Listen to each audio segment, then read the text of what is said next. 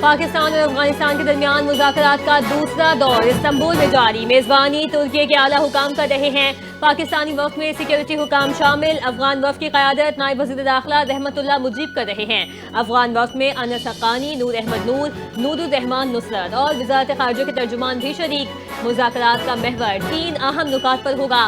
مذاکرات میں طویل المدتی سیاسی معاہدے پر غور کیا جائے گا، دہشت گردی کے خلاف مانیٹرنگ میکینزم تشکیل دینے پر بھی بات چیت۔ پاکستانی حکام نے دہشت گرد حملوں کی روک تھام اور مشترکہ میکینزم کی تجویز پیش کر دی۔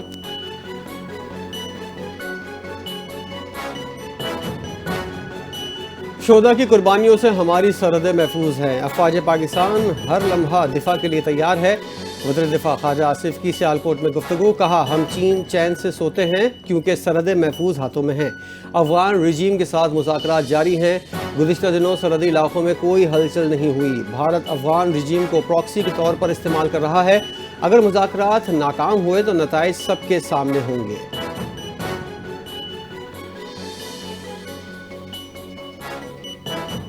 بھارت اور افغانستان کے آبی گٹھ جوڑ پر پاکستان کا آبی دفاع اور خود مختاری کا عزم۔ بھارت کی مارکہ حق میں شکست کے بعد افغان طالبان کے ذریعے آبی جارحیت شروع، طالبان رجیم کو بھارت کی جانب سے $1 ارب امداد کی پیشکش۔ طالبان رجیم دریائے کنر پر بھارتی حکومت کے تعاون سے ڈیم تعمیر کر کے پاکستان کو پانی کی فراہمی روکنا چاہتی ہے۔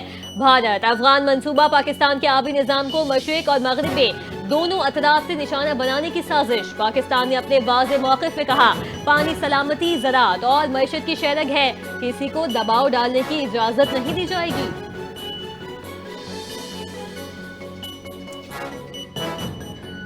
پاکستان اور قازقستان کی افواج کے درمیان انسداد دہشت گردی کی مشترکہ مشق اختتام پذیر ہو گئی۔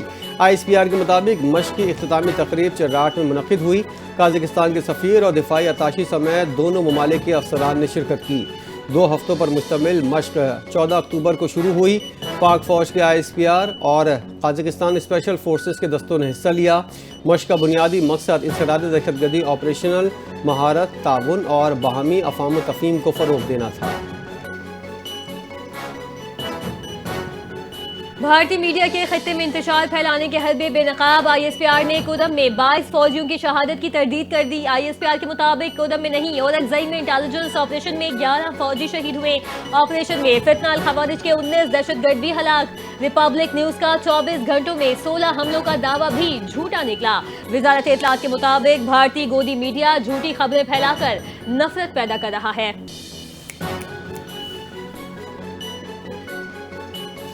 بلوچستان سمیت دیگر علاقوں میں دہشت گردی سر اٹھا رہی ہے۔ بلوچستان کی ترقی پاکستان کی مجموعی خوشحالی سے جڑی ہوئی ہے۔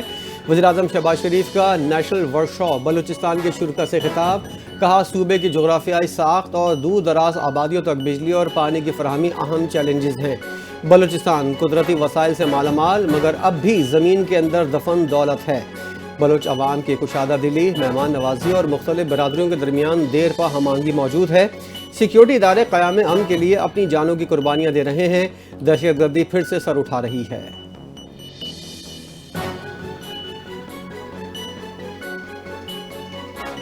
فیلڈ مارشل سید عاصم منیر سرکاری دورے پر مصر پہنچ گئے۔ مصری صدر عبدالفتاح السیسی سے اہم ملاقات۔ ISPR کے مطابق ملاقات میں پاکستان اور مصر کے 2 طرفہ تعلقات، دفاعی تعاون، معاشی اور تکنیکی شعبوں میں روابط کے فروغ اور علاقائی اور عالمی امور پر تبادلہ خیال کیا گیا۔ دونوں رہنماؤں کا دیرینہ دوستی اور باہمی تعاون کے عزم کا اعادہ۔ مختلف شعبوں میں تعلقات مزید مضبوط بنانے پر بھی اتفاق کیا گیا۔ فیلڈ مارشل عاصم منیر نے علاقائی امن و استحکام کے لیے مصری قیادت کی مثبت کردار کو سراہا۔ مصری صدر عبدالفتاح کی عالمی اور اسلامی امور پر پاکستان کے کردار کی تعریف۔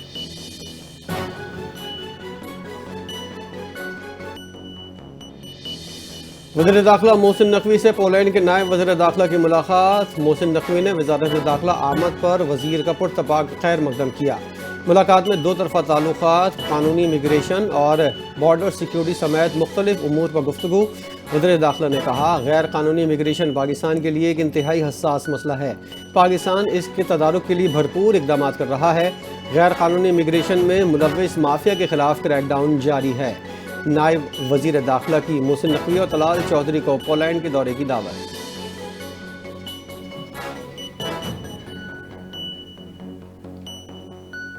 پیپلز پارٹی آزاد کشمیر پارلیمانی پارٹی اجلاس کا مقام اور وقت چوتھی بار تبدیل. اجلاس آج شام زرداری ہاؤس اسلام آباد میں طلب. بلاول بھٹو اور فریال تالپور کی اجلاس میں شرکت متوقع. اجلاس میں آزاد کشمیر کے لیے نئے وزیر اعظم کی نامزدگی کا امکان. انوار الحق کو ہٹانے اور نئی حکومت کی حکمت عملی زیر غور آئے گی. وزارت عظمیٰ کے لیے چودھری یاسین، لطیف اکبر اور سردار یعقوب مضبوط امیدوار ہیں.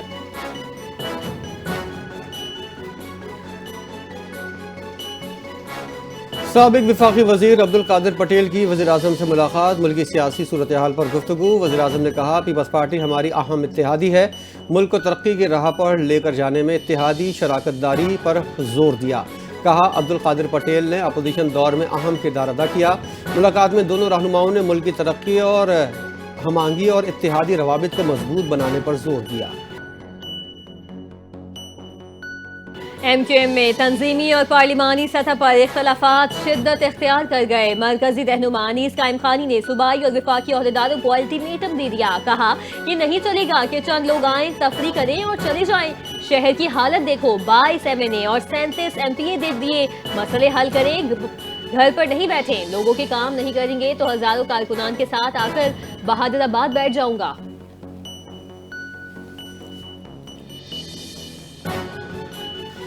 امریکی جریدہ فارن پالیسی نے پاکستان کو خطے کا سفارتی فاتح قرار دے دیا. امریکی جریدے کے مطابق پاکستان کی متوازن خارجہ پالیسی نے عالمی منظر نامہ تبدیل کر دیا. گزشتہ 6 ماہ میں پاکستان کی سفارتکاری نے خطے میں نئی جہتیں قائم کی. امریکہ، ترکیہ، ملائیشیا، ایران اور چین کے ساتھ تعلقات کے فروغ پر زور. سعودی عرب کے ساتھ دفاعی معاہدے نے خطے میں نئی سفارتی لہر پیدا کی. پاکستان کی انسداد دہشت گردی تعاون کو امریکی جنرل مائیکل کوریلا نے غیر معمولی قرار دیا. پی آئی اے نے 5 سال بعد برطانیہ کے لیے باقاعدہ پروازیں دوبارہ بحال کر دی. اسلام آباد سے مانچسٹر کے لیے پہلی پرواز روانہ کر دی گئی. شاندار تقریب کا انعقاد. وزیر دفاع خواجہ آصف، برطانوی high commissioner Jane Marriott, aviation حکام اور پی آئی اے انتظامیہ سمیت دیگر اہم شخصیات کی شرکت. خواجہ آصف نے تقریب سے خطاب میں کہا کہ پی آئی اے پر عائد پابندی سے حکومت کو بڑا نقصان ہوا. پی آئی اے کے معیار کی بحالی اور روٹس کی دوبارہ فعال سازی پاکستان کے لیے اہم پیش رفت ہے. وزیر دفاع نے برطانوی ہائی کمشنر جین میریٹ کے مثبت تعاون کو کلیدی کردار قرار دیا. سفارتی عملے اور ایویشن حکام کو بھی خراج تحسین پیش کیا گیا.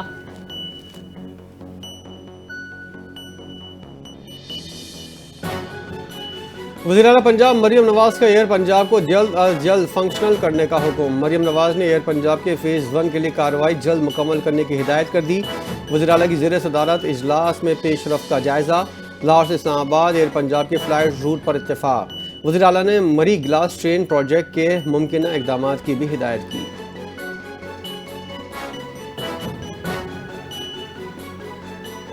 پاکستان کا تنازعات کے پرامن حل میں اقوام متحدہ کے کردار پر زور. عاصم افتخار کا سلامتی کونسل اجلاس میں خطاب میں کہنا تھا اقوام متحدہ کے اصول مصلحت پر نہیں ہونے چاہیے. فلسطین اور کشمیر انصاف سے محروم. مسئلہ کشمیر طویل عرصے سے حل طلب. آرٹیکل 25 کے تحت سلامتی کونسل کے فیصلوں پر عمل لازم. فیصلے نظر انداز کرنے سے کثیر الجہتی نظام پر اعتماد کمزور ہو رہا ہے. پاکستان نے واضح موقف اپناتے ہوئے کہا کہ پائیدار امن کے لیے اجتماعی کوششیں ناگزیر ہیں.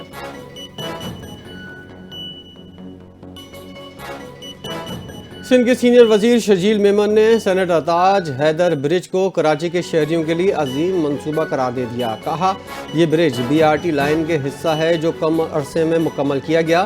تاج حیدر برج کے ساتھ ایک اور برج تعمیر کیا جا رہا ہے جس کے بعد کل 8 لینز مکمل ہو جائیں گی. اس منصوبے میں سائیکل سواروں کے لیے بھی علیحدہ ٹریک بنایا گیا ہے. بیان میں کہا کہ پاکستان پیپلز پارٹی کی حکومت سندھ اس وقت BRT کے مختلف منصوبوں پر بھرپور انداز میں کام کر رہی ہے. یلو لائن منصوبے کے تحت EV بسز متعارف کرائی جائیں گی.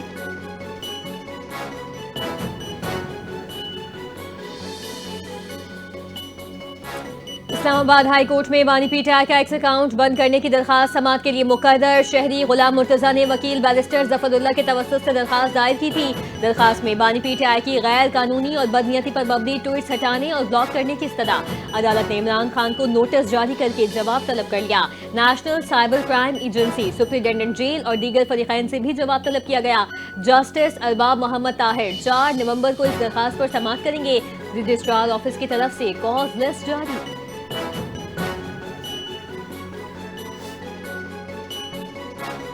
منی لانڈرنگ کے مقدمے میں پرویز الہی کی بریت کی درخواست پر فیصلہ مؤخر۔ لاہور کی اسپیشل کورٹ نے سینیٹر پرویز الہی اور ان کے خاندان کے ارکان سمیت دیگر کے خلاف منی لانڈرنگ کے مقدمے کی سماعت کی تھی، جس کا فیصلہ آج سنایا جانا تھا۔ عدالت نے ایک پیشی سے استثناء کی درخواست منظور کر لی۔ سابق وزیر اعلیٰ پنجاب کی استثناء کی درخواست میں موقف اختیار کیا گیا۔ قریبی رشتہ دار کے انتقال کی وجہ سے عدالتیں پیش نہیں ہو سکتے۔ اسلام آباد میں خود پر فائر کرنے والے ایس پی سے متعلق اہم انکشافات سامنے آ گئے۔ ایس پی عدیل اکبر کی چھٹی کی درخواست اور میڈیکل رپورٹ سامنے آ گئی۔ عدیل اکبر نے میڈیکل چھٹی کے بعد 23 اکتوبر کو دوبارہ ڈیوٹی جوائن کی تھی۔ متوفی ایس پی کا بین الملک یونیورسٹی میں داخلہ ہو چکا تھا۔ دفتر خارجہ دستاویزات کی تصدیق کے لیے بھی گئے۔ ایس پی عدیل اکبر کا 20 اکتوبر کو پولی کلینک میں چیک اپ، ڈینگی پازیٹیو آیا۔ 3 روز کی چھٹی ڈی آئی جی اسلام آباد نے منظور کی تھی۔ قوی امکان ہے عدیل اکبر سے ایس ایم جی گن حادثاتی طور پر چلی، پولیس ذرائع کا دعویٰ۔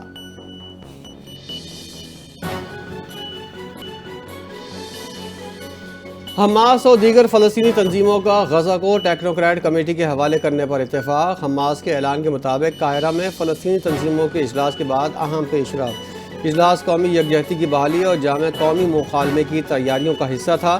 مختلف تنظیموں نے اس پر زور دیا کہ غزہ، مغربی کنارے اور بیت المقدس کو یکجا رکھنے کی ضرورت ہے، جنگ بندی معاہدے پر عمل درآمد اور ناکہ بندی ختم کی جائے۔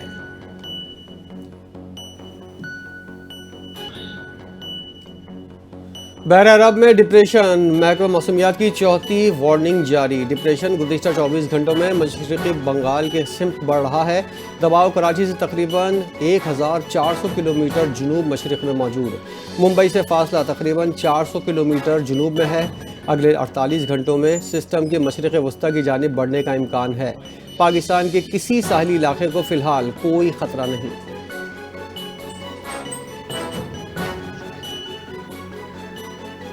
پنجاب میں فضائی آلودگی کا وبال برقرار رہا۔ لاہور دنیا کے آلودہ ترین شہروں میں پھر سر فہرست۔ ایئر کوالٹی انڈیکس 363 تک جا پہنچا۔ بھارتی شہر دہلی دنیا کا دوسرا آلودہ ترین شہر بن گیا۔ Air quality index 232 record. Pakistan میں فیصل آباد کی فضا سب سے زیادہ مضر صحت رہی۔ 539 AQI ریکارڈ کیا گیا۔ ایڈوائزری میں خبردار کیا گیا کہ آلودگی کی صورتحال انسانی صحت کے لیے خطرناک ثابت ہو سکتی ہے۔ بوڑھے اور بیمار افراد زیادہ خطرے کی زد میں ہوں گے۔ طبی ماہرین نے شہریوں کو ماسک کے استعمال اور احتیاطی تدابیر پر عمل کی ہدایت کر دی۔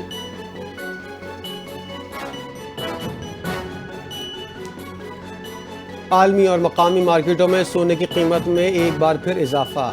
بین الاقوامی مارکیٹ میں فی اونس سونے کی قیمت $18 کے اضافے سے $4113 کی سطح پر آ گئی۔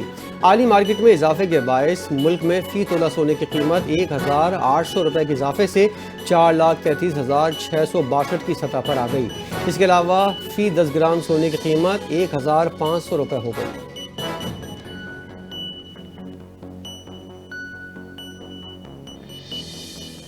بھارت میں آئی سی سی ویمن ورلڈ کپ کے دوران آسٹریلوی کرکٹر ہراسانی کا شکار۔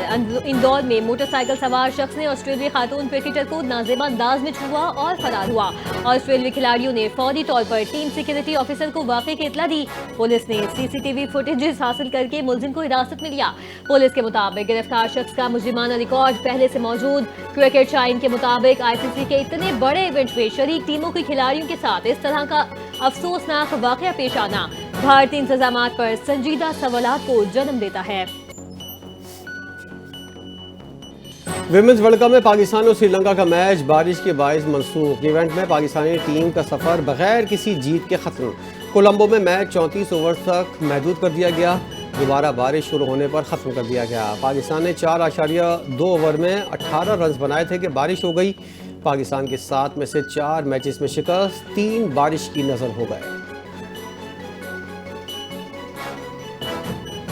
اور پاکستان کرکٹ بورڈ نے قومی کرکٹر شان مسعود کو ڈائریکٹر انٹرنیشنل کرکٹ آپریشنز مقرر کر دیا۔ چیئرمین PCB محسن نقوی نے یہ اعلان اسلام آباد میں ایک عشائیے کے دوران کیا۔